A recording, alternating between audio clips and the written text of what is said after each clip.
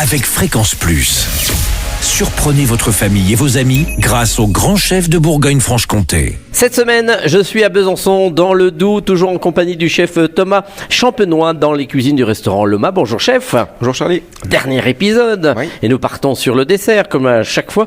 Et là, c'est une tarte au chocolat que vous nous proposez, mais pas seulement, puisqu'il y aura une neige de céréales. Oui, donc pour accompagner ça, une petite neige de céréales. Il n'y a pas Texture- d'asiatique pour cet épisode.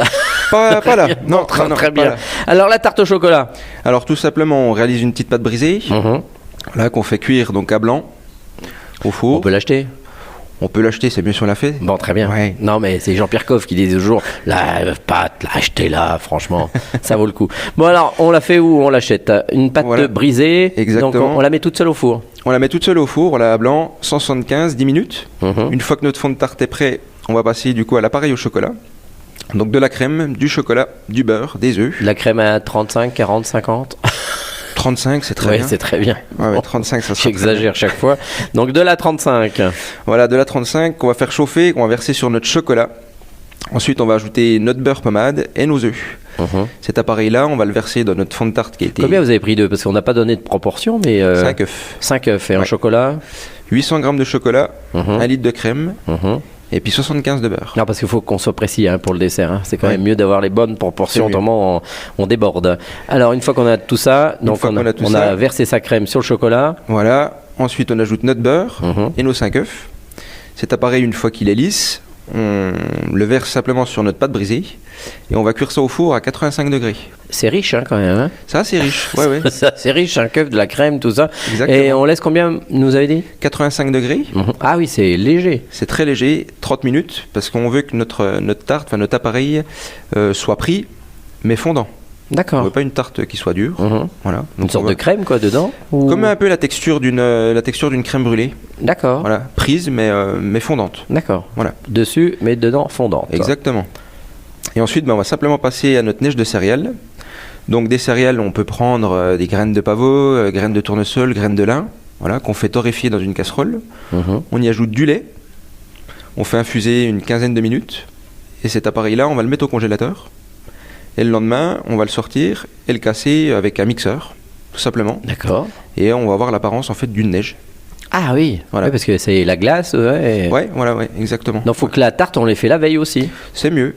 C'est mieux. D'accord. Ouais, ouais. Donc, et là, une fois qu'on a sa neige, on met tout sur le chocolat ou on, le garde à côté? On peut le mettre sur le chocolat. On peut rajouter également de notre neige, nous c'est ce qu'on fait au restaurant, du poivre de séchouan. Ah oui. Voilà, pour venir un petit peu contrebalancer le chocolat, amener un petit goût de poivre, c'est sympa. Et donc après, tout simplement, notre neige sur notre tarte au chocolat, on déguste les deux. Eh ben très bien, merci, ça donne envie quand même. Merci de nous avoir accueillis cette semaine, Thomas Champenois, ici donc à Besançon. Nous sommes, on va le rappeler, rue Charles-Nodier. Ouais. On va le redire parce que c'est récent, ça fait 1 an que Ouais. vous êtes installé. Alors on a vu toute cette semaine, tous ces épisodes que vous avez un petit côté asiatique dans votre parcours peut-être. Alors pas spécialement, alors j'ai voyagé un petit peu en Australie, je suis resté 1 an en Australie, à Sydney. Mais après, cette cuisine me passionne. D'accord. Et je trouve que la cuisine française et asiatique peut très bien se marier. Alors on vous retrouve ici le midi, mais également le soir, mais avec Ouais. deux sortes différentes. Le midi, c'est plutôt... Entrée plat dessert, Oui. voilà, alors avec des notes des fois asiatiques ou du reste du monde. Et c'est un peu plus gastronomique le soir. Et voilà, le soir on est sur une cuisine vraiment gastronomique. Mhm. Et notre concept c'est quand tous nos plats sont à partager. Ah oui, Voilà, sont à partager, on le sert dans un format individuel, mais nos clients le partagent entre eux. d'accord. Voilà. Et également, c'est qu'on a notre carte en fait représente des pays du monde.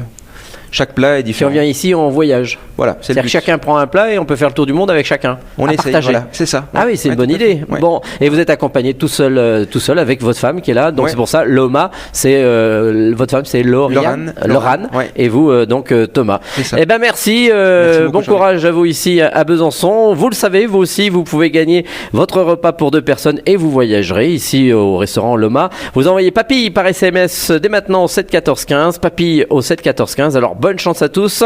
Et pour le prochain épisode, eh bien on se retrouvera avec un nouveau chef et d'ici là, chouchoutez vos papilles. Chaque semaine, découvrez les meilleures recettes des grands chefs de Bourgogne-Franche-Comté. Du lundi au vendredi, à 5h30, 11h30 et 19h30, chouchoutez vos papilles. Fréquence Plus.